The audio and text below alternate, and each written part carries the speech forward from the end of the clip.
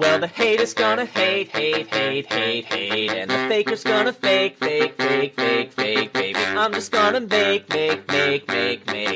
making luck, a Dominion podcast. Welcome everybody to Making Luck, a Dominion podcast.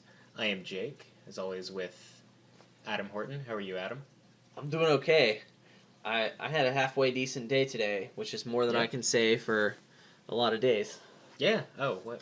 That's kind of sad. Well, I had to go to work today, which who likes doing that? That's 2 strikes against. Yeah, it was rough. Yeah. But I actually accomplished something at work today. What was that?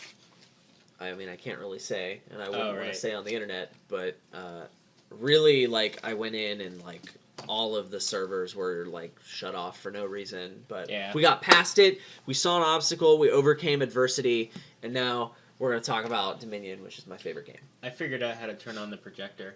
Yeah? That's what I did at work today. That's pretty sweet. Yeah. I mean, I don't know how to do that. Yeah, it involved 2 trips to Micro Center, believe it or not. Oh, oucharoo. Not even kidding. Anyway, so welcome again to Making Luck. It is a Dominion podcast. The Dominion podcast! And as always, we are going to go ahead and get started with some talk about the raffle from last week. Oh, yeah. Actually from the week before, because I got an email from Dylan Rooney. Oh, okay. If you remember, Let's hear the update he won on this.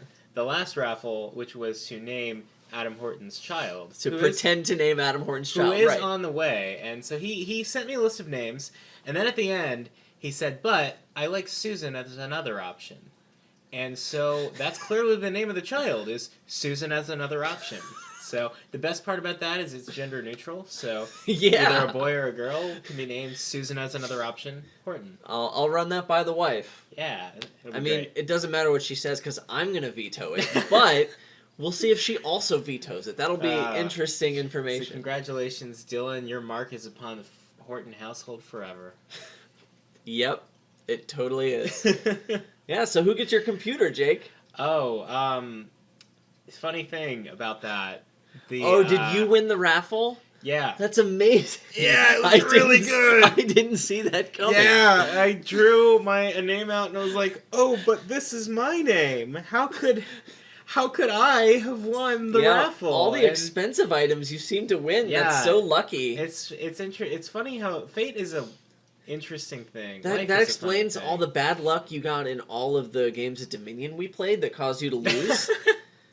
Yeah, that was pretty good. So that's amazing, Jake. Yeah, I mean, I'm so happy for you. This week we're going to be talking about cycling, the concept of cycling and what it means to us as Dominion players and how you apply it strategically. But before we get into that, we of course want to start with the bread of last week's podcast. So let me just put a toothpick in this bread real quick because I have a quick announcement to make that I want to get done here. All right. Yeah. So this coming weekend, I'm going to be traveling, and I'm going to be running a Tough Mudder. Oh, yeah. Yeah, it'll be my 3rd Tough Mudder, and, I had a blast in the first 2. So don't Google that at work, by the way, what a Tough Mudder is. Just trust me, you don't want to know. It's a... Safe mode. It's like an 11-mile race through mud and obstacles. Yes, it's an 11-mile race. That's what it is. Yeah, so it's great because I like to pretend that I'm on a Survivor immunity challenge. So I win immunity after every obstacle. It's pretty cool. But anyway, I'm going to be doing that, and I'm not going to be back in time to record the next podcast on time. So that podcast, I mean, I guess we're still going to do one, but it's just not going to come out on the Tuesday night regular publication schedule. So I was talking to our marketing department, and they don't want us to say that the episode is going to be delayed. That's me, by the way, is the marketing department. Go ahead. So we don't want to say the episode is going to be delayed, but rather it's going to be a bonus episode, right? Yeah. So next episode is going to be a bonus episode. It's going to be a special bonus episode. Yeah. It's like an extra podcast, right? That you wouldn't have gotten. That you definitely wouldn't have gotten if this wasn't happening. I don't know what day it's going to be published. It kind of depends on how things go when I get back, and if we can schedule something other than our usual Monday night recording. But it's going to happen. It's going to happen before the following Tuesday. Mm-hmm. So we'll just see when it gets published, when we can get it recorded and stuff. And it's going to be a special bonus episode. Yeah. That's going to be better because it's a bonus episode, right? is- It's not worse, it's better. This is 100% more podcasts than you would have gotten well, actually, wait. No, it's infinity more more podcasts, yeah. because we weren't going to do one. That's and so now much Now we're podcast. going to do one, yeah. Yeah, that's like the You're gonna be best. drowning in lunch meat, which try not to throw up in your mouth.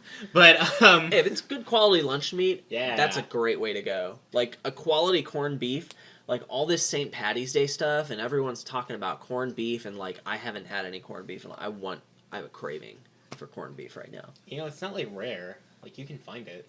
Yeah, but I haven't bothered to do it. And now I want This it. is true. Yeah, Adam might be going out tonight. Making Luck, a corned beef podcast. Yeah. So, yeah, before there's we that. get too into the meat, though, we have a kingdom to talk about. Yeah. And it was pretty interesting. If you remember, our last episode was about Defiled Shrine and Ritual. And we wanted to force at least one of those into this kingdom. So we chose Ritual. And as a little bonus, and this was actually not even intentional, we have Aqueduct, which is kind of like a reverse Defiled Shrine in a way. It's like an inverted Defiled Shrine, if you think about it. It's basically the same thing as if you took Defiled Shrine and you flipped it upside down. Yeah. And that's Aqueduct. Yeah, because nobody can read Defiled Shrine at that point, and then it might as well just be Aqueduct, because it says something else. Yep. Yeah. So, Adam, do you want to read off the cards we were playing with? Yeah, I gotcha. So it's Develop, Market Square, Merchant, Remodel, Treasure Map, Contraband, Duke, Jester, Altar, Peddler, and there's Ritual, and Aqueduct. Once again, for our audio-only listeners, Develop, Market Square, Merchant, Remodel, Treasure Map, Contraband, Duke, Jester, Altar, Peddler, with Ritual and Aqueduct. There's this little bit of anti-synergy between Ritual and Peddler. And, Yeah. I mean, you can hear the dog scratching herself. She's clearly irritated by this anti-synergy She went for as well. Ritual Peddler. Yeah, I'd say every time. It didn't go well for her. Yeah. So, like, Peddler's cost reduce in the buy phase. So if you've played any action cards, it reduces the cost of Peddler. And so when you Ritual, you get less points. Yeah. So if you want to get that full complement of 8 VP tokens from trashing that Peddler to Ritual, you're going to have not played any actions that turn. That doesn't mean don't do it. That doesn't mean don't go for it either. Yeah. That means that it's not the entirety of your strategy. Yeah, it's just less good. Right. It's a lot of points, and it's a good tactical play sometimes to decide, okay, instead of playing these actions, I'm just not going to play anything, and I'm going to Ritual a Peddler and get 8 points. 'Cause that's a perfectly valid play. Yeah, and I think Ritualing a Peddler for 6 points is pretty good Yeah. a lot of time. Especially if you can trash the curse. Right. Yeah. So, I mean, there's Remodel and Develop for curse trashing here. And, I mean, you can do it. However, Remodel doesn't really like to trash the curses. Right. And Develop, while it's okay at doing it, is still not spectacular. And also, once the estates are gone, the Develop really isn't good for much else. Yeah, I mean, like you said, Develop can trash curses and be fine with it. Develop can trash coppers and be fine with it, but you're definitely not playing to that card's strengths. For sure. And, like, you don't really want to spam curses or spam Develops to make sure that you line them up. So, trashing the curses, it happened a lot less in the games I played than I thought it would. It still happened, but it happened a lot less. And I got to play this game a few times. You actually got to play it Like a billion times. quite a few more, because you were able to play with Wandering Winter over the weekend, right? Yeah, so normally I record all the games, and I did this time. I wouldn't really recommend to a lot of people to watch them, because, like, I don't put any effort into it. I don't adjust audio levels. Yeah. If the commentary's half gone, I just upload it anyway. It's kind of like this. Some of them, yeah. some of the uploaded videos are pretty bad, just in terms of video quality and commentary quality. Like, I don't put as much effort into providing good commentary. I would recommend watching this one, though. It's almost 3 hours long, and, like, a lot of it's really good, like, not only gameplay and tactical commentary advice, but, like, I got to bro out with Wandering Winter for almost 3 hours. Actually, it was longer because we broed out before, and, like, I missed him. I got to poke my head in for, 10 minutes of it? You were there for a few minutes. Yeah. I'm making the heart. I'll put the webcam on so Wandering Winter can see me making the heart. There it is. Aw, that's adorable. Missed you, bro. Yeah, no, it was really cool. And it was also a really cool kingdom every time we played it out. There was some really good play and counterplay, and there were these different routes to victory, and you really had to gauge what your opponent was doing to decide how you were going to commit. So I think the tension here revolves around Duchy Duke. If you just go for Duchy Duke and your opponent doesn't contest you properly, you're just going to crush no matter what they do.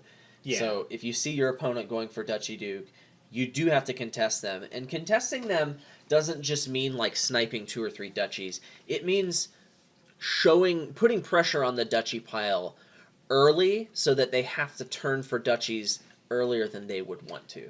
So that they don't have time to pick up the second altar and 1 billion silvers.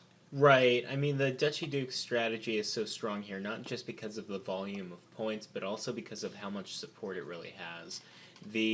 When you're looking to enable a strategy that revolves around winning the game with dukes and duchies, you're looking for a few kind of specific things. Treasure flooding is pretty good. We have that with Market Square and its copious ability to gain golds. Anything that can gain 5-costers is obviously amazing, so altars and jesters can get you there, remodels can remodel silvers into duchy, but there's just so much utility here to keep your deck viable, even while it's glutted with the duchies. So I think you probably open Develop Silver if you want to go for Duchy Duke directly. Yeah. I could see Develop Remodel being a thing, too. I mean, I like that opening in general because it gives you flexibility to turn for Duchy Duke. Yeah. But if you were just going to go straight for Duchy Duke, I would probably skip the remodel in that case. I would consider picking up some market squares. Maybe if I knew I was going to see my altar and could top deck a market square with Develop. But I wouldn't make that a cornerstone of my strat. Yeah. I would just develop the estates, then alter a bunch of stuff. I'd pick up 2 altars, maybe a jester, if I had the terminal space and it worked out that way. And I would just go hard for Duchy Duke from there. Yeah. I don't see that deck picking up many peddlers, getting a large quantity of market squares. Yeah, if you pick up a peddler in your Duchy Duke strategy, it's probably just a compromise that you made that turn because it was the best thing available, because they were cheap enough and there wasn't anything else good enough for you to buy. Yeah, you would have had to put a market square in the deck at some point, and that's weird, right? Yeah, I think the Duchy Duke strategy still wants market squares for the gold gain. I really do. I think... I don't think you want too many of them. It's pretty good for it, but yeah. It is good. I'm not going to spam market squares. I'm probably going to get 1, maybe 2, and try and develop into them if I can help it. Yeah, and Duchy Duke, though, it definitely has a huge impact on this board and a lot of the counterplay that unfolds, but there's kind of another route to victory here, which is gaining a bunch of golds and just going for market squares and spamming peddlers with them, and then occasionally ritualing the peddlers into huge point splashes, but really just buying provinces with the golds that you've gained. And that strategy will be competitive with Duchy Duke, but it can't leave it alone. So if your opponent's going for duchies and you contest them on duchies, they have a pretty hard time with that other part. But then if you go for that other part and your opponent ignores Duchy Duke, then you're making a mistake by continuing to ignore Duchy Duke, because you could crush them by going for Duchy Duke uncontested. So there's a lot of reading what your opponent's doing in this board and responding accordingly. For sure. So the core of that deck is remodel and market square with some peddler support. Yeah. And then you can remodel stuff into provinces, or you can ritual stuff if you feel like that's what you need to do. Altar was obviously pretty good for whatever you were doing. Yeah, I mean, the remodel market square deck doesn't want to keep the altar after it's done contesting duchies, but it does need to contest duchies in order to win most games. So the altar's there, it's good until the duchies are gone, and then you can just remodel it or ritual it or whatever. Yeah, and you're perfectly happy to do one of those things with it, remodeling or ritualing it. Yeah, I would be very happy to do that. The funny thing about that deck is that, like, yeah, you want peddlers in the deck, and like peddler is in general a better card for that deck to have than gold, just because it gives you more ritual options, and you're just remodeling stuff in a province anyway. So peddler's fine, but like you kind of just get peddlers when it's good. So if you have what is maybe an unfortunate draw with a bunch of market squares in one hand, then like yeah, you can get a bunch of peddlers, and then that helps you get more peddlers, and that's fine. That's great. Yeah. It does good stuff. Right. But sometimes that doesn't happen, and you know, I guess that's okay. It's not super great if that doesn't happen though. Sure. But you want to get a decent amount of market squares so that it does happen every once and again. Yeah, and if there's another kind of nasty thing you can do to your opponent, if you see that he only has like a market square or doesn't have very many and the hile's low, you can just buy extra market squares. You don't need to deny him. And that's, I mean, having market squares definitely kind of sets the ceiling for a lot of what you can do here. If you're going for that. Yeah. Dutchy Duke doesn't mind it super much. I don't know. You did that in one game, but I feel like you could have done whatever you wanted and won the game at that point because I wasn't accomplishing anything at all. Because you didn't have any market squares, huh? I guess. Sure. We'll say that. Fine. Or maybe not. I don't know. I don't remember. Anyway, so... Yeah. So, Contraband's pretty bad here. Yeah, let's talk about the cards that didn't see play, that we like tried to make work and couldn't. Well, I mean, tried to make Contraband work. That was just bad. Yeah. Just real bad. Well, let's talk about why Contraband was bad, though. Well, Contraband's just bad in general because you can't buy the things you want. And yeah, it was that way here. I guess that kind of is what it comes down to. Because, you know, all the counterplay we talked about, it is important to note that once you go for something, you broadcast to your opponent very loudly what cards are valuable to you. So like you're so either it's really just easy for your banning opponent. province or duchy, pretty much. Yeah. Treasure map we didn't even try because it's clearly Garbo. I will point out that if you have a hand of 2 treasure maps and 3 market squares, you play a treasure map, trash a treasure map, discard 3 market squares, you gain 7 golds in 1 turn. That's great, but why did you have 2 treasure maps in your deck? Hey, look, it's not going to happen, and it's terrible, but it could happen. Great! So Jester's pretty good to open with. It's pretty good for Duchy Duke strats. Yeah. It's a good card. 5-2 is overall much worse here than a 3-4, though. I really liked opening Develop and Remodel on a 3-4. I think it's the best opening by a lot. Yeah. Not having one of those thinning cards, not having one of those trashers in your deck kind of hurts after the first shuffle. For sure. I mean, even if they collide, though, developing the remodel is pretty good because you can top deck Develop and Duchy and then develop the Duchy into Alter Remodel. And now you have like this Alter on turn 5 or turn 6 that you can play and do what you want with. And a Duchy's in the trash. It sets you up pretty well to like buy market squares during this time. And now you have like 3 or 4 cards in your deck that can trash.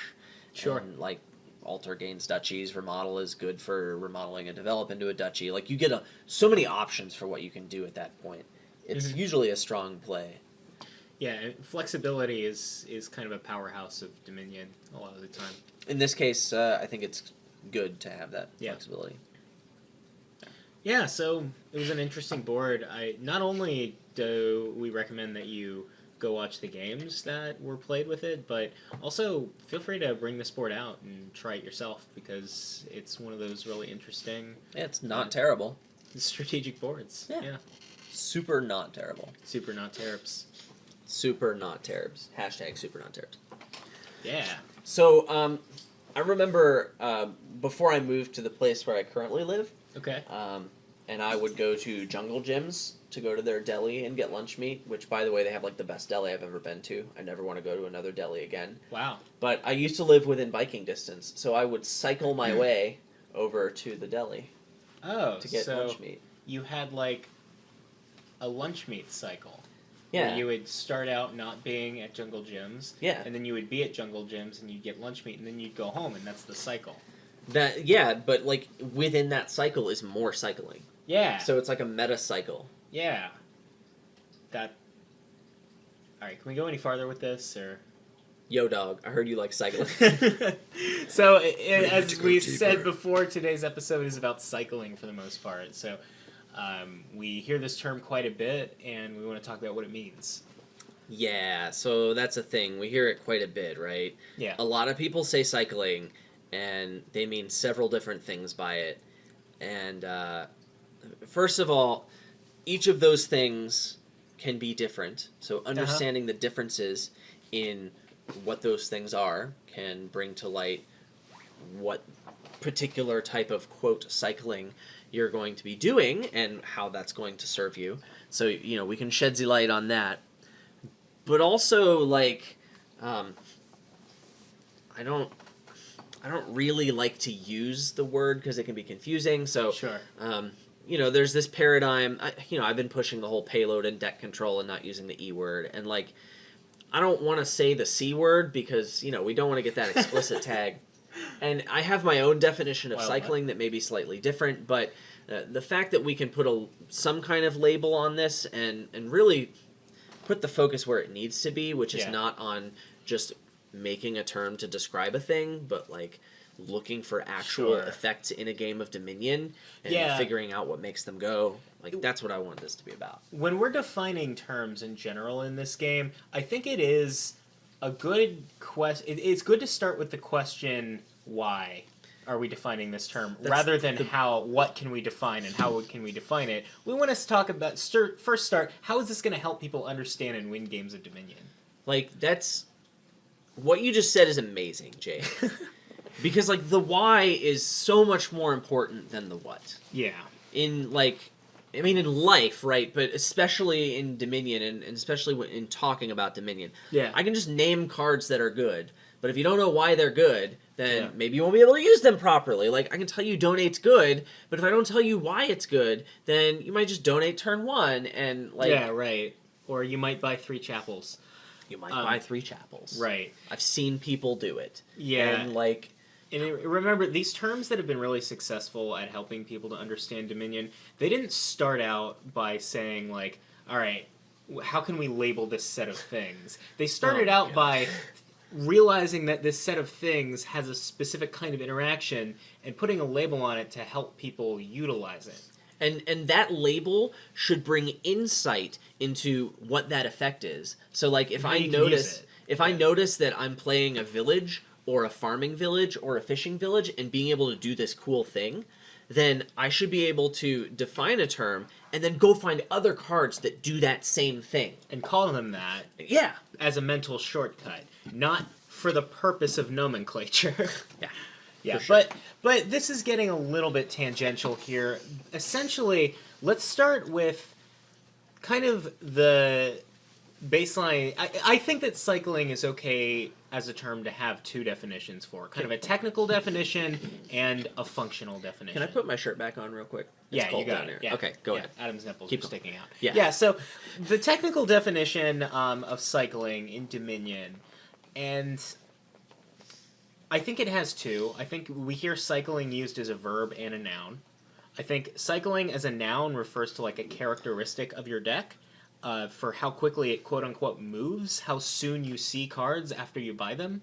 And when you're talking about cycling as a verb, something you're doing, you're talking about moving cards between your deck and your discard pile, back and forth. Now, let's put that aside for a second, because those are the things that could possibly be considered cycling, and let's take this functional definition of cycling. Can I light one of them on fire? Yeah, you go for it.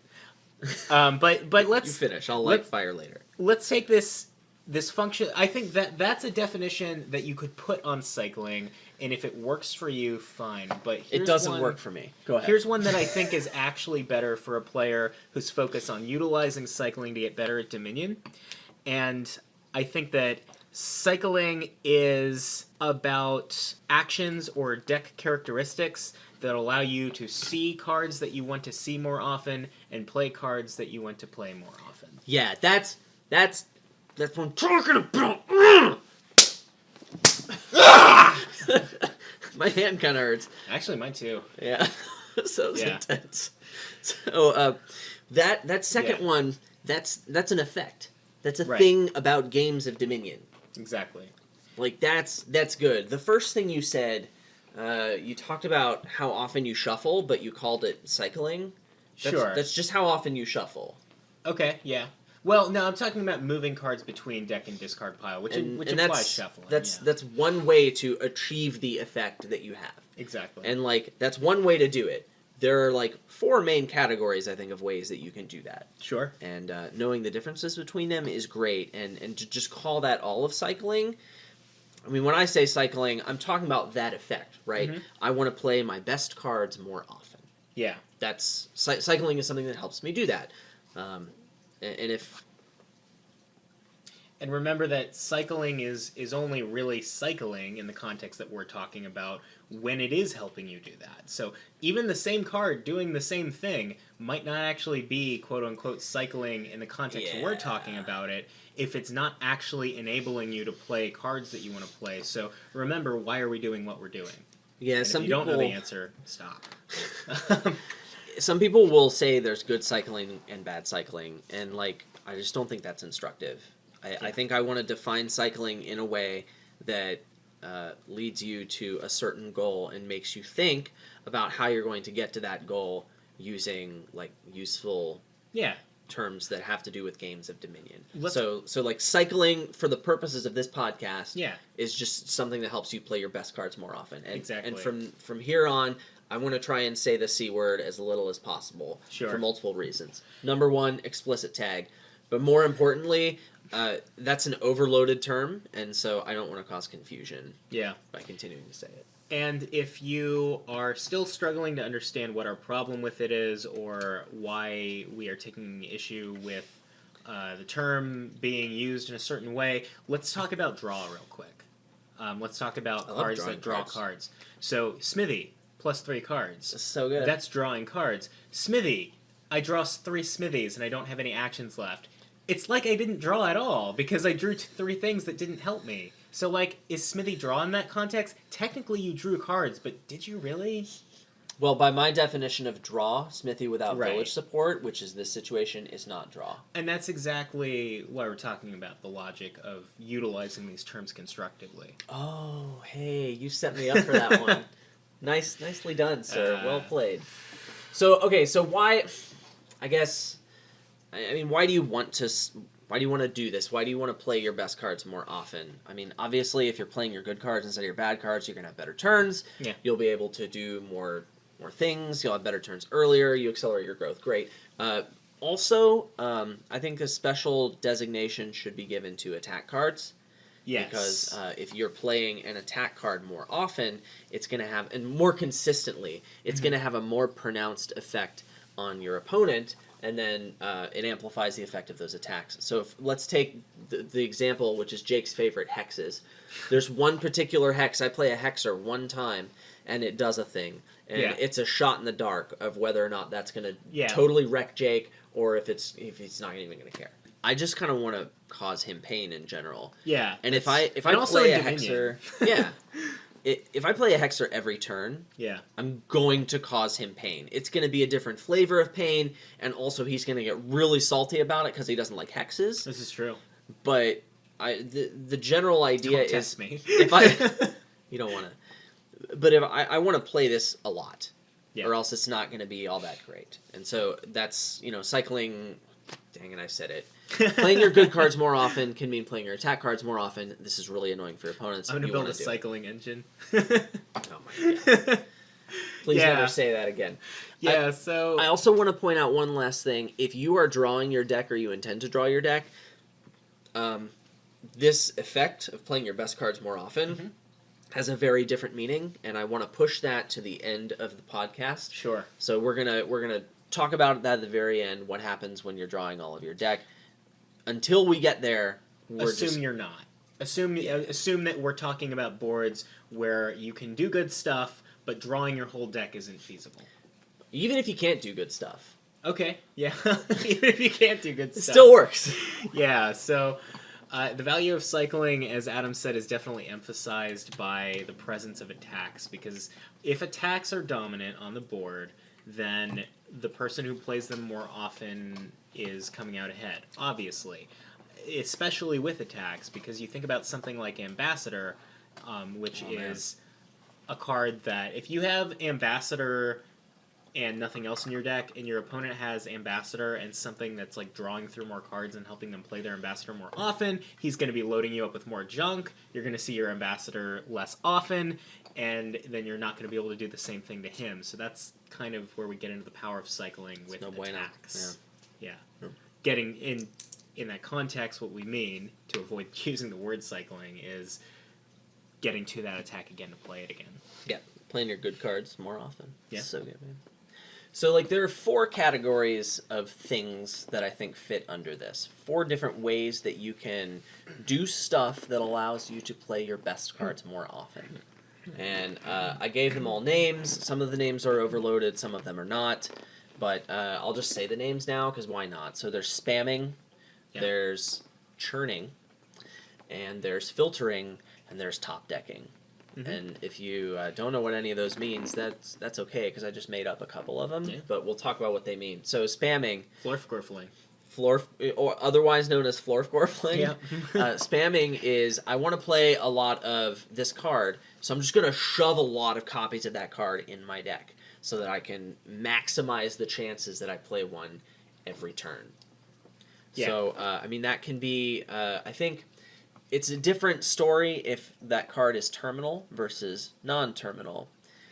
If it's non-terminal, that's fine, because usually you can like play multiple in a turn. So you just shove a bunch of them in the deck, and you play them, and you just play them all, and that's what you wanted, hopefully, LOL. Yeah. So right. Like, rebuild is an example of this. I just want to play a bunch of rebuilds. I'm going to shove a lot of rebuilds in the deck. That's a thing you can do. And a lot of the time, you can also draw that conclusion when when the board is clearly dominated by one really strong terminal action.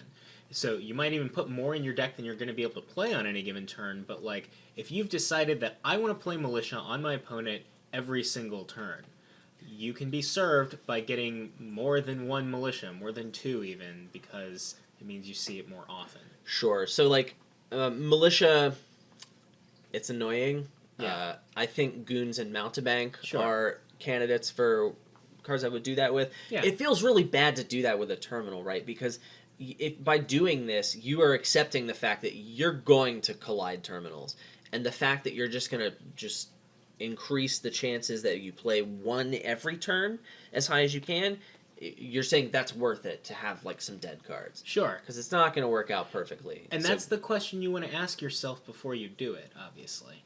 Yeah, and like Goons and Mountebank, I don't think I've ever seen it happen with other cards. I purposely used Militia as an example of one that wouldn't be obvious you'd want to do that with, because it is important to ask that question. Is it important that I have a bunch of these cards that I'm willing to spam with it, to devote the resources and structure my turns around that? Like, you could just be buying Silver. That's a really good card. Silver's pretty good, yeah. It's a really good card. Top 5.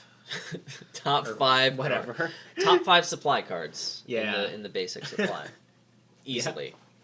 Definitely. Sure. Right up there with Province. So a couple of things that are a little strange. Prince is something that fits here pretty well. Yeah. If I want, it's not quite spamming, but it makes you play it every turn. Sure. So if you can line up the Prince with the thing, then which sometimes requires multiple copies of the thing, now you're spamming the thing. So Prince is a specific thing, and then also Royal Carriage is a little weird because you can buy Royal Carriages to mitigate the risk of collision, and then when you find your thing, you can just call a bunch of Royal Carriages on and play a whole bunch at once. And it feels a lot different. And we're going to talk a little bit about Scheme later on when Adam gets into the other types, but understand as well that Royal Carriage kind of fits into the same category as Scheme in some ways. In that what are you talking about? Well, in that Royal Carriage kind of functions as an extra copy of this terminal that you had in your deck. It's because you've decided you want to play it multiple times, and that's kind of what Scheme enables you to do. That's kind of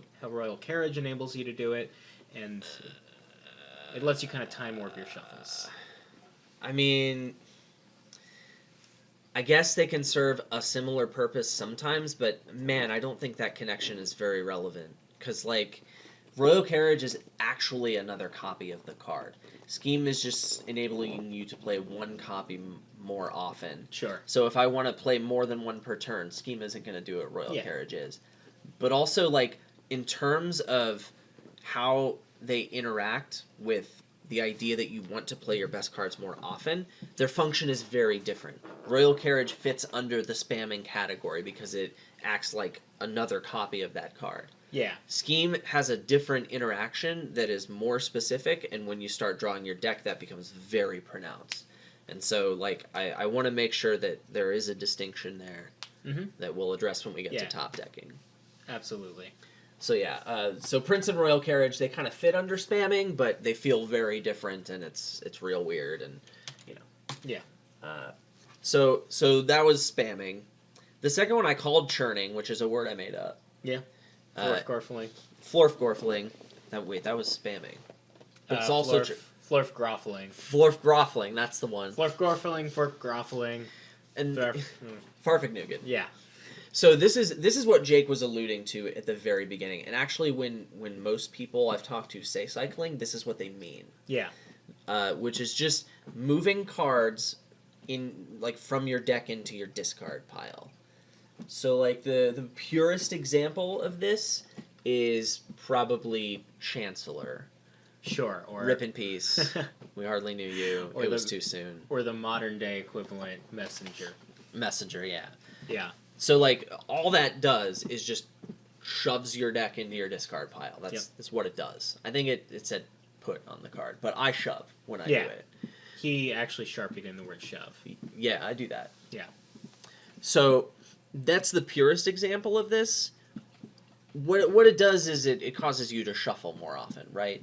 Because you're shuffling more often, then in theory you're going to see the cards you bought sooner, and so you'll play them sooner, and that accelerates your growth, right? Mm-hmm. And there was some relevant simulation work done a long time ago where they made a bot that like plays Chancellor Big Money and discards 100% of the time, even if you have some way of knowing that all your good cards are in your draw pile and you're going to skip them. Yeah, so again, what this bot did is it just played like Big Money, except it bought Chancellor, and every single time it had the ability to put the deck in the discard pile. It just did it regardless of any other information it had. Yeah, and that was good. Like, that increased the win rate. Yeah, and the bot won more games doing that than it would have otherwise. Yeah. I mean, so for Big Money, we learned that, this cycling or churning, this effect, is a net positive. Mm-hmm. And so a lot of people take away from that, I always want to do this. Always want to be shuffling as soon as possible. And, like, yes, it's good more often than it's bad, mm-hmm. but that doesn't mean it's always good, and we need to think about when it's good and when it's bad. And so there's this discussion of good cycling and bad cycling, and, like, oh, man, it misses a lot of the story. So, like, I think what we really need to talk about is shuffle control here. Sure. Because basically we're causing shuffles. Which, we, of course, don't mean to get into an exhaustive treatise on shuffle control, because that could be its own episode, definitely. Yeah, I have a video in my tutorial series about it, if you want to check it out. Oh, yeah. But I think we can take an extreme example to illustrate the point. So let's say I'm playing Smithy Big Money. Yeah. And I'm at the bottom of my shuffle, meaning I have like one card in my draw pile. And I have a Smithy in hand. And the rest of my cards, they make $8. Yeah. So I've got some golds. So I can buy a province even if I don't play the Smithy. So, do I play the Smithy, Jake? What's in your discard pile? The rest of my deck. I'm playing Big Money. Yeah, so like I would want to know, like, what are you about to skip? What are you about to shuffle into? All the context is relevant in this case. So I'm going to say more often than not, you don't play the Smithy. So I said I have a bunch of treasures in my hand that equal at least 8. Yeah, and my Smithy. Yeah. So if you play the Smithy, those treasures that you're staring at in your hand that equal 8 are not going to be in your deck when you shuffle it.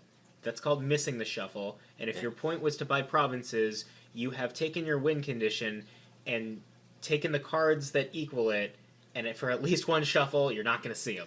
Yeah, like your next several turns are going to be worse because they don't have these cards. Yeah. Remember that if we are going to use the definition of cycling that talks about good cycling and bad cycling, remember it is a double-edged sword, because you're seeing all your cards more often, for better or worse. Once you have to put cards usually that don't do anything into your deck in order to win the game. So just drawing through a bunch of cards, that's not always a good thing. Right. So in this case, you didn't really improve the quality of your turn by playing the Smithy, but you've decreased the quality of your next several turns by playing it. So this is an extreme example. All signs are pointing to no, don't play the Smithy. Right. We can take the other side and I have Smithy and 3 estates, and I can cause the shuffle. Well, yes, of course you want to do that. Mm-hmm. Because while the Smithy is a good card, you have all these bad cards that are going to miss. And so you have one bad hand, but you're making it very likely that your next several hands are going to be good. Yeah. And you also get the bonus of increasing the quality of this hand, so maybe you can do something. Also, I guess it's obvious, well, to some, but if it's not, we're going to say it. You want to be shuffling more as you're building your deck, as you're adding good cards into it. But as you're buying green cards, you don't want to be shuffling because you're making your deck worse, and you're just going to do that faster. So don't. Yeah, I mean, the extreme examples are at the beginning and the end of the game. At the beginning of the game, pretty much every single card that you're picking up outclasses every card that's in your deck because you've got a bunch of estates and coppers, and those are probably the worst cards that you can have. Yep. Other than the curses and ruins or whatever. But so anything that like just sifts through your deck for you has a lot more value near in those early turns of the game when you're, like Adam said, building. And then at the end of the game, again, you have a bunch of cards that don't do anything, like your provinces. So that's a lot less valuable. Yeah. So I think one more instructive example of this concept is the card Sage. Yeah. From Dark Ages. Like, why is this card good? It just gives you an action and gives you another card. Well, it's going to skip over your coppers and estates. It's going to take them from your deck and put them into your discard pile. And then you didn't have to draw them. And so this is usually a good effect because coppers and estates suck. Yeah. And you got to churn past them, or some people, they would cycle past them. Yeah. So that's why Sage is a good card, because this in particular is good. Now, later in the game, when your Sage can hit provinces... That's no bueno. You're skipping over a copper that you would have rather drawn instead of the province, right? Right. Exactly. So that can be bad. And so this is a really good illustrative example. Like, if you don't understand why the card Sage is good, then it's kind of similar to saying you don't understand why cycling is good, and vice versa. Yeah, and the other examples we can come to are Warehouse and Dungeon, because I think they illustrate very well that you don't... It's not enough for it not to be hurting you. For something to actually be called cycling in a constructive way, it needs to be helping you, because you think about a deck that just plays a bunch of dungeons and warehouses, and then to what end? Like, what is it trying to draw and grab and play more often? Because every time... So, with Dungeon and Warehouse, that cycling... comes at a cost. It comes at the cost of reducing your hand size, and you bought this card for 3 that did it. And all cycling to a degree does that. It's just very obvious with Dungeon and Warehouse. So make sure you understand why you're doing it, and be able to identify the few key cards that you're trying to see more often. And if you can't identify those cards, maybe don't invest in anything you're calling cycling. Yeah, I mean, this cycling was, the whole point was to play the best cards more often. So if you can't identify what that card is, well then maybe it's not so good that you want to invest resources in playing it more often. Yeah. So Warehouse and Dungeon have other effects, because they can improve the quality of this hand, which we'll get to. That's the next point, filtering. I wanted to make one more point about churning, which is the distinction is churning is not about improving the quality of this hand, but really just about causing you to shuffle more often. Right. And I want to say that most of deck control or draw in general also accomplishes this. It doesn't have to go into your discard to make you shuffle more often. It can go in your hand too. Yeah, that's preferable usually. It's because having cards in your hand is good, right? Right. Yeah. I love doing that. If there is a copper. And I get to choose where that copper goes, I'm going to choose my hand usually. Yeah, so okay, that was kind of weird. But that was not weird. There was nothing weird about that, Nothing Jake. weird about 2 dudes sharing a copper. There's no judgment here, Jake. No, we're both 2 bros that like to play Dominion and put coppers in our hands. Yeah. Among other things. So, like, Apothecary, it does serve this same purpose, right? Because, just because the copper didn't go to your discard, it goes to your hand, that's fine. Hey, you get to spend the copper! Woo! Spend the copper! And also, in the context of the other actions you may be playing, the copper is not on top of your deck anymore. Oh, so good. Not only do you get the copper in your hand, you don't have to draw it again. Yeah, so, like, you improving the quality of your hand or improving the quality of the top of your deck in some cases, which isn't as good, but still good. This is starting to get... into the realm of filtering, which is a little bit different of an effect, but it still helps you play your your good cards more often, right? Yeah. So filtering is, some people call it sifting. I've heard it called a lot of things. I don't know of any discernible difference. At one point, and we just want to come back to the discussion at the beginning again. If you come away from this episode completely disagreeing with us on what terms mean what, that's fine. It doesn't matter. Use whatever terms you want to as long as you're thinking about it productively. yeah, like the effect here that we care about is what's important, not the words we use to describe it. So like spamming, getting a lot of the type of card. Yeah. Churning is making you shuffle more often. Yeah. And then filtering is increasing the quality of cards in your hand. That's what we care about. So, and again, that includes the top of the deck. That's fine. And then you had mentioned Dungeon Warehouse. I think Warehouse is the purest example of this. You play the Warehouse, and you have less quantity of cards. But in theory, you've gotten to choose the best 4 out of, 7 cards that you looked at other than the Warehouse. And so hopefully those 4 cards being good is better than 5 cards that are potentially mediocre. Right. Exactly. Other examples, there's like Catacombs and Journeyman, which can do this. They filter out maybe bad stuff, or like Farming Village or Wandering Minstrel. Yeah. So it doesn't have to be built into like just one card that's only good for this. Like those cards have other uses along with a filtering effect. Sure. And so that helps you play your good cards more often. I think Wandering Minstrel is like the prime example, because like I love playing action cards. Yeah.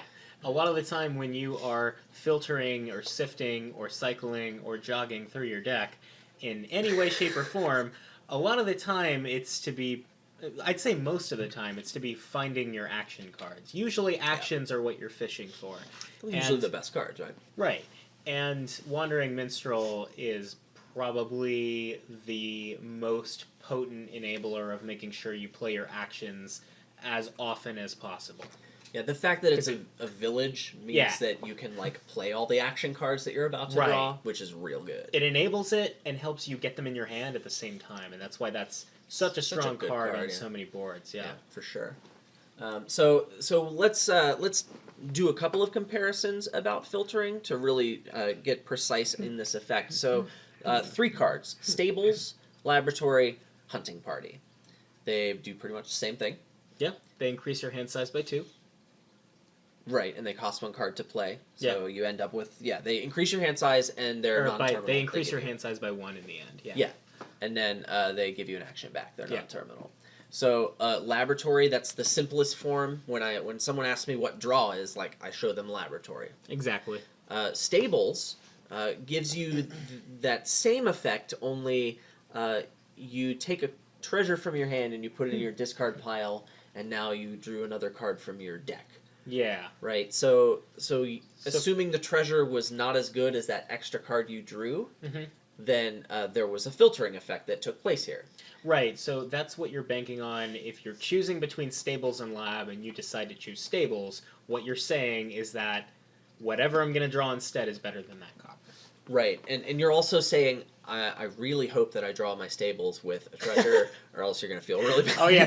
No, I have gotten a hand of, like, Stables, Estate before, and it was not a good day. I've gotten many hands like that. Yeah. It feels real bad. Yeah, it's great. So if you have these coppers in your deck that you can't get rid of, or maybe you haven't gotten rid of yet, then Stables can certainly be a better card, because I used to say it cycles you past the copper, right? And that's kind of an analogy, but it filters. It filters your hand. It gets the copper out, and it draws you something that's potentially better. Yeah. And it helps. And this filtering effect is married to that churning effect, right? Because you are moving a card effectively from your deck to your discard. Yeah. And you're going to see that on a lot of cards where the filtering effect is sort of married to that churning effect. Yeah. Warehouse is a great example of that. Warehouse you have put 3 cards from your draw into your discard. And so it's not always that way, like the Chancellor Messenger example. Sure. And then there's the filtering example. You can do like a storeroom or a vault or something where you're discarding cards that are worse than copper, and then like getting the effective dollar, or Opulent Castle gets you 2 for victory cards. So like they're not always married, but so often they are. Yeah, and I mean we can kind of talk about Shepherd in a similar context too, couldn't we? Because you're getting up the card. Bad cards go away. Yeah, bad for cards sure. go away, and we're drawing new ones. And the weird thing is that like if you draw into more shepherds, then maybe the green cards weren't so bad, but right, it still holds, I think. Yeah, and that's kind of the concept we're getting at. Right. And then hunting party, right? You get one of the cards, and then you search your deck for some other card that you don't already have. So if you were smart and you've already played your good cards, then it's going to go find a good card for you. Yeah. And so that's like a filtering effect. Sure. Right, you're skipping past the bad cards, and then it also gives you the churning because they go into your discard if that's something you're also concerned with. And it's increasing your hand size. Correct. Yeah. Yeah. Yeah. And then you can also make a similar comparison, like if I'm comparing Hamlet to Necropolis, if I'm always discarding for an action, whatever. I mean, you get the idea. That's what filtering is. Great. And we get into the most potent and what I think are some of the most interesting examples of what we're calling cycling here, which is basically just how do you time warp your shuffles when we get into the last category, which is top decking. Yeah. So top decking is different, right? If you buy a card and then instead of putting it in your discard, you put it on top of your deck. Like you have a tracker or a Royal Seal out. Yeah, Royal Seal is the canonical effect because Yep. it was first, I guess. But, Right, there's sure. a lot of cards that do this. Yeah.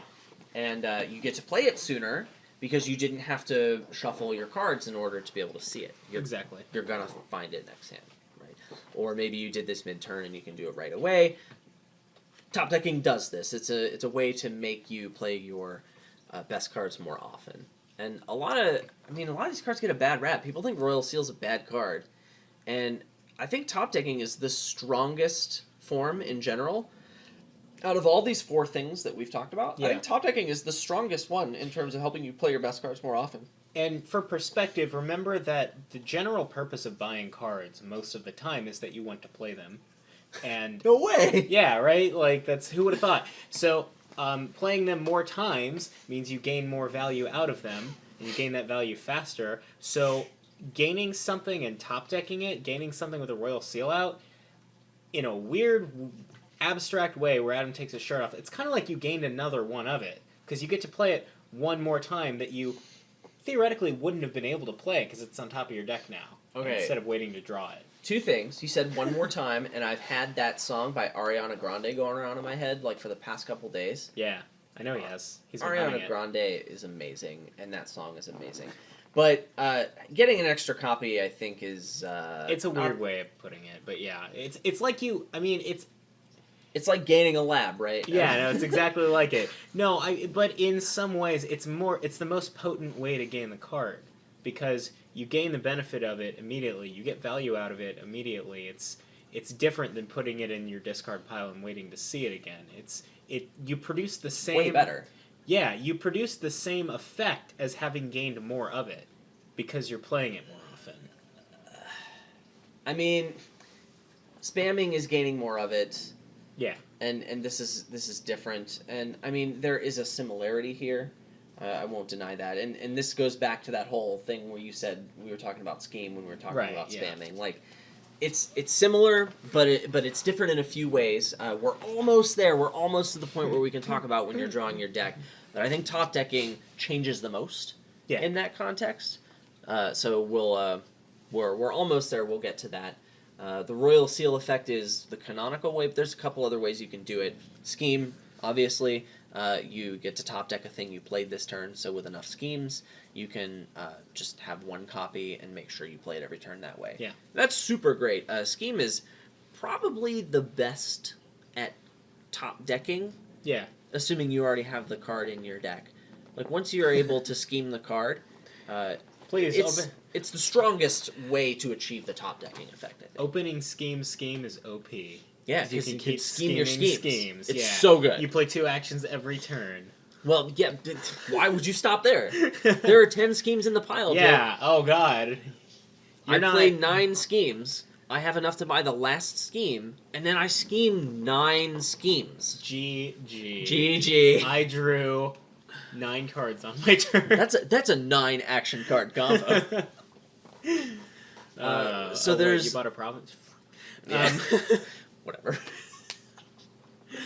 So there's other things that put cards on top of your deck that aren't really good for helping you play them more often. So Yeah. I'm looking at Haven and Courtyard. So like if I play a Courtyard and then I top deck a card, yeah, it's there for next turn, but I didn't get to play it this turn, so you're not really increasing the number of times you've played the card. Yeah, there's a situation where you are, which is that you have this big unwieldy deck, and you are kind of just blindly drawing, and you happen to hit it. You're like, okay, I get it for next turn. But... So that's like a consolation prize, right? Yeah. It's better than drawing it dead and not seeing it until next shuffle. Sure. So, yes, it's still good, right? I mean, you'd rather put a good card than a bad card, especially if it's bad now and good later, right? I mean, that's definitely a thing. But by itself, unless you have that context, it's not necessarily that good. Sure. When you're drawing your deck, it changes very much. Haven, I guess, can kind of do this by, like, setting a bad card aside and having it miss a shuffle, but not really. I mean, that's not really the effect we're talking about. Right. Anyway, that's, I think, in terms of not drawing your deck, that's about all I have to say about those 4 things. And we wanted to save drawing your deck for last because you have... Well, not only that, it also, like, you have to know all these things that are usually in place to understand how drawing your deck turns them upside down in a way. For sure. So like... What's different about drawing your deck? So, like, when you're drawing your deck, your objective isn't so much to find the best cards in your deck and play them. The objective is to play all of the cards in your deck. All the time. You put them in your hand, and then you, in some sequence, transfer them from your hand to the table, and that's great. But, like, all of this cycling stuff that helped you dig through your deck to find those cards, that doesn't help you play them all because you wanted them all in your hand anyway, right? Right. So, if we want to look at it from a different perspective, let's think about, like, the start of your turn versus the end of your turn. At the start of your turn, the best cards in your deck are your deck control cards. The cards that enable you to draw your deck. If you don't have those, you're going to dud, and you're not going to do anything, and that feels really bad. Yeah. So, if you have your deck control cards, your draw cards, you don't have to worry about it, and that's super great. So those are the best cards in your deck at the start of your turn. City Court is a great example of this, which we City covered Court is a fantastic example of this. An episode or 2 ago. Yeah, for sure. So the objective here, the whole concept of I want to play my best cards more often, translates when you're drawing your deck to I want to start my turn with my draw cards, pretty much.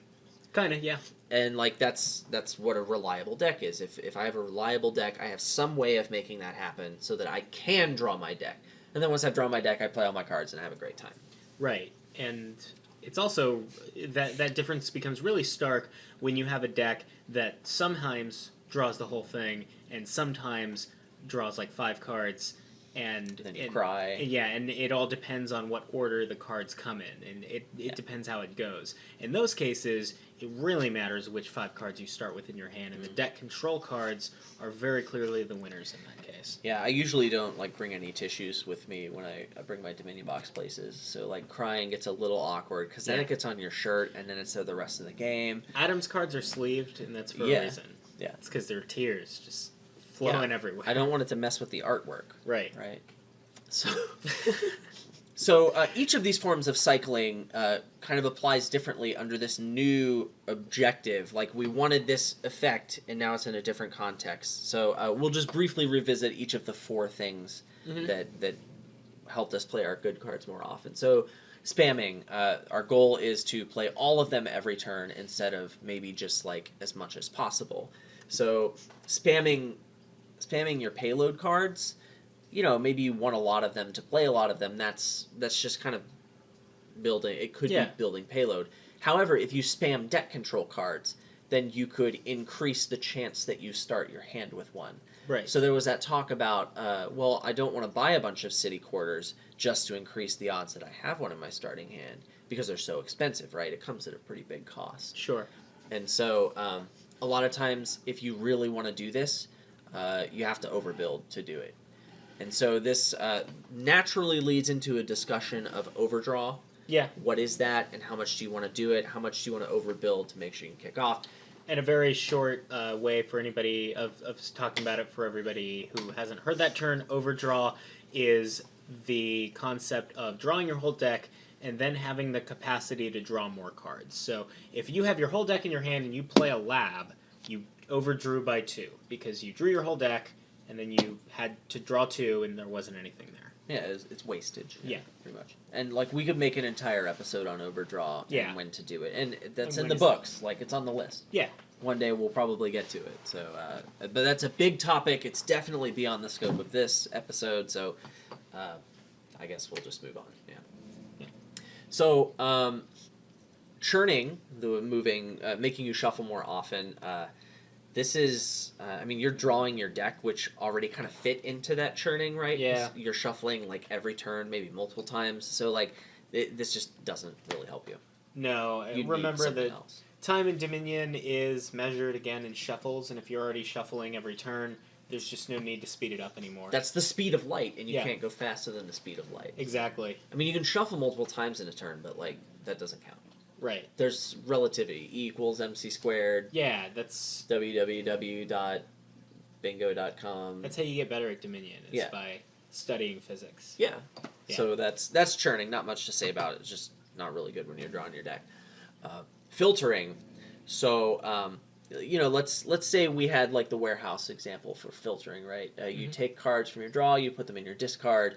But if I want to draw my deck, I'm going to have to draw that anyway, right? Right. So the filtering effect itself, just increasing the quality of cards in your hand, doesn't directly help you draw your deck. It helps you However, do it more often. For sure. So there's 2 ways that this can really help. Way number 1 is if I have some cards in my deck that I don't care about not drawing, like provinces. Yeah. So I have a warehouse in my deck, and I can just discard 3 provinces. I don't have to redraw them. Don't care. Right. So this is great. That's kind of effectively drawing your deck. Yeah. Because when we talk about drawing your deck, I guess that may or may not include the cards that don't do anything, and we don't care. So the other way that it can help you is they let you see the highest number of cards. So I've called this Reach before, and Reach has been used in other card games as well. The idea is if I start my hand with 5 cards, if one of those cards is that warehouse, I now have 7 cards to look at.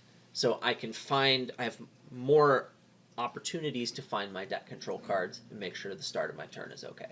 Definitely.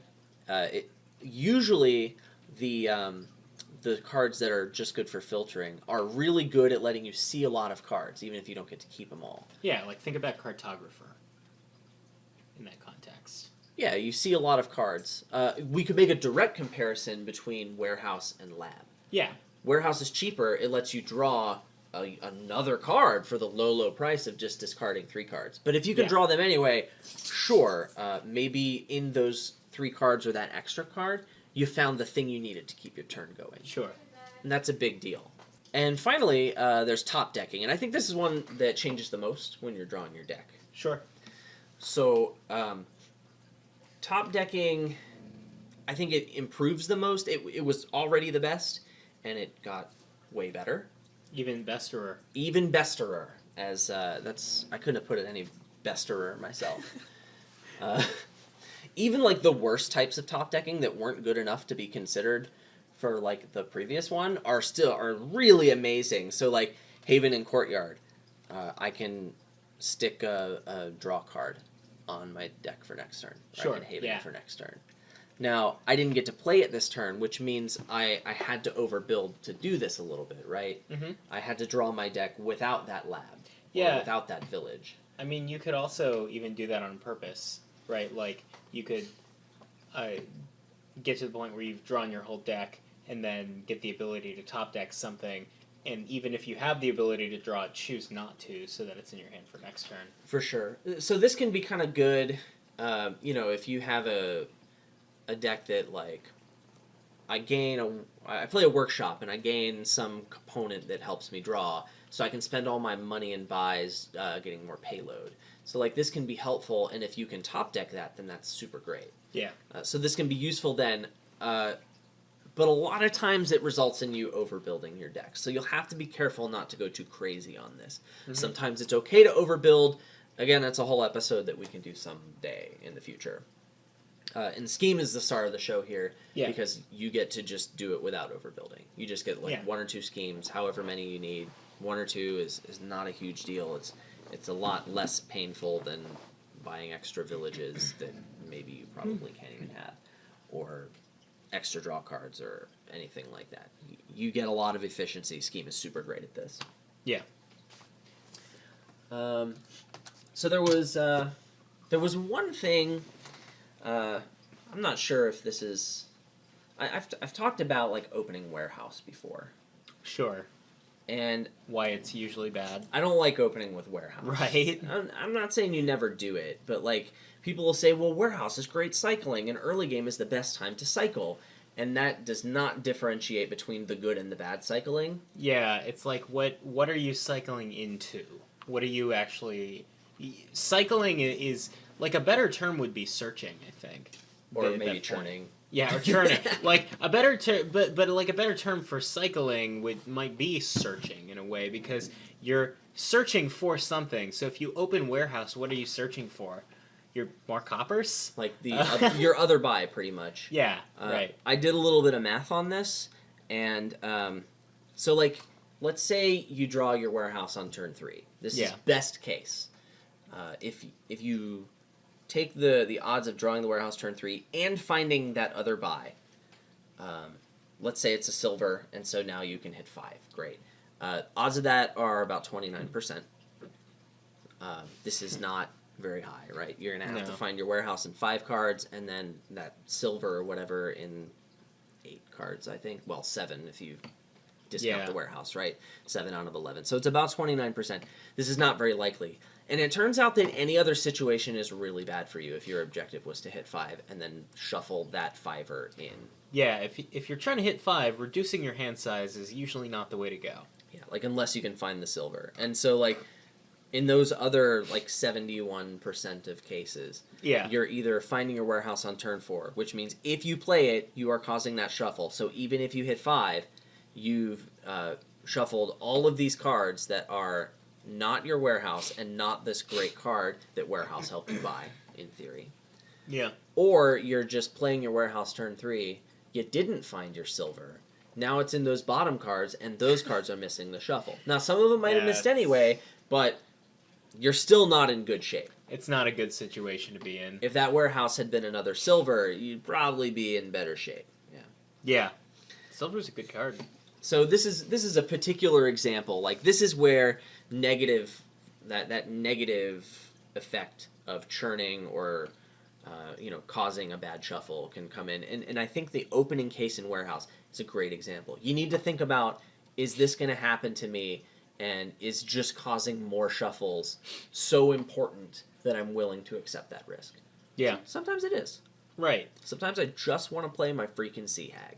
Yeah, right. That's again how we talked about the presence of attacks makes other things that might not be productively called cycling into something you could productively call cycling, just because seeing that one card is that important. That's a great point. Yeah, that's a great way to tie a little bow on this corned beef sandwich here. Yes. And the best bows for corned beef are the ones that are made out of bread, wouldn't you say? Absolutely. My father used to tell me that when I was sitting on his knee as a boy. Yeah.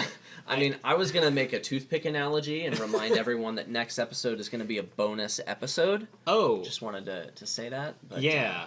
But really, I mean, bread is just far superior. Yeah, definitely. And I think we've got some pretty good bread here. What do you think? I do too, and I think there's some interesting things to say about the role of cycling and the presence of it here too. Sure. So this kingdom has some cards in it. No way! Yeah. What cards?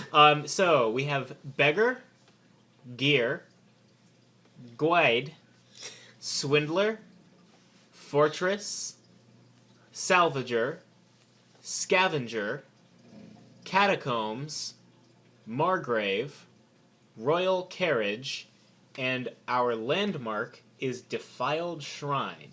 So, once more for our audio-only listeners, the cards in this kingdom are Beggar, Gear, Guide, Swindler, Fortress, Salvager, Scavenger, Catacombs, Margrave, Royal Carriage, and the landmark is Defiled Shrine. So, I said that draw was a form of cycling, right? And beggar is draw, so obviously going to be going for that. Yeah, clearly. I think the Beggar split is going to be really important here. As always, really. Yeah, I've never seen a game that didn't come down to the Beggar split, ever. It's pretty much. Yeah. Pretty much never happened. So, cards that we're actually going to buy.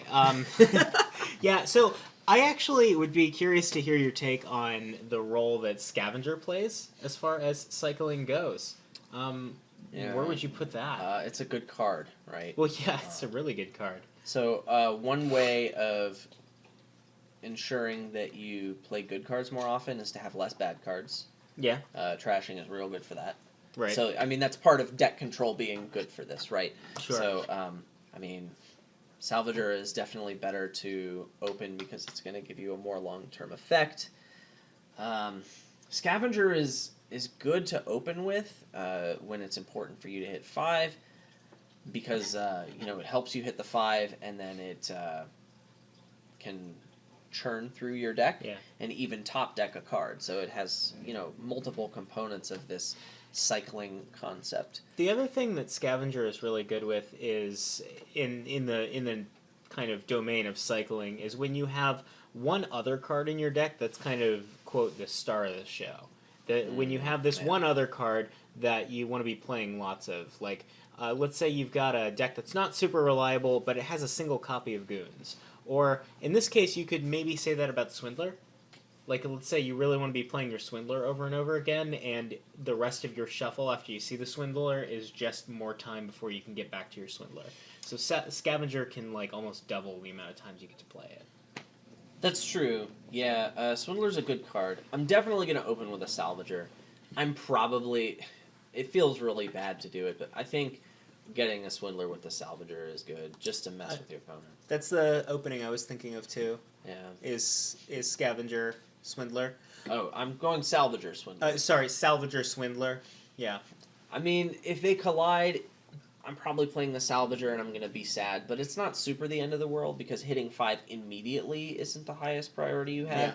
Yeah. I'm pretty happy to pick up, like, Fortress, Guide, Gear along the way. I would be tempted to open Gear Swindler because... I'm tempted by Gear Salvager. Yeah, okay, I could see Gear Salvager being a thing too, but Gear Swindler I could see also being decent.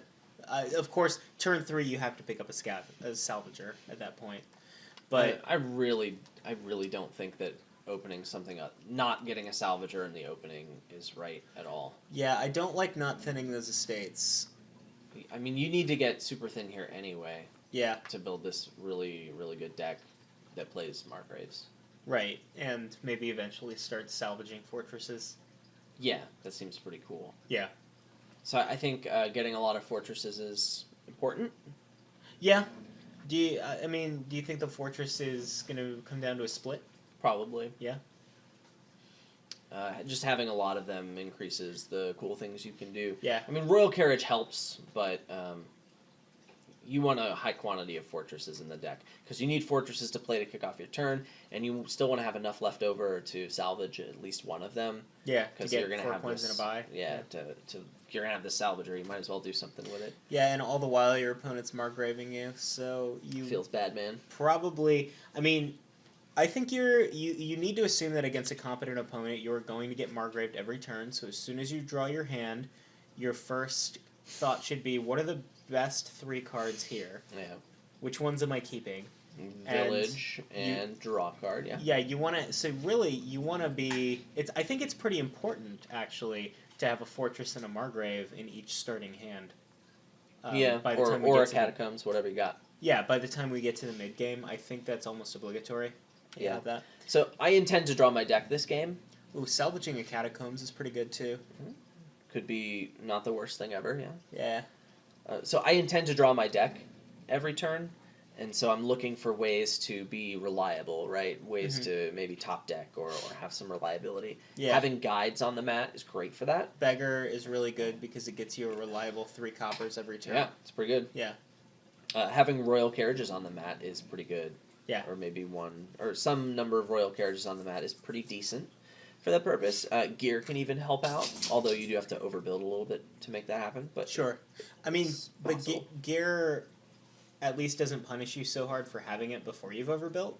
Because it's a good card. Yeah, because if you draw it and like you didn't get what you wanted, at least you stow it away for next turn. Yeah, helps you hit those price points, Yeah. be efficient with your money and stuff.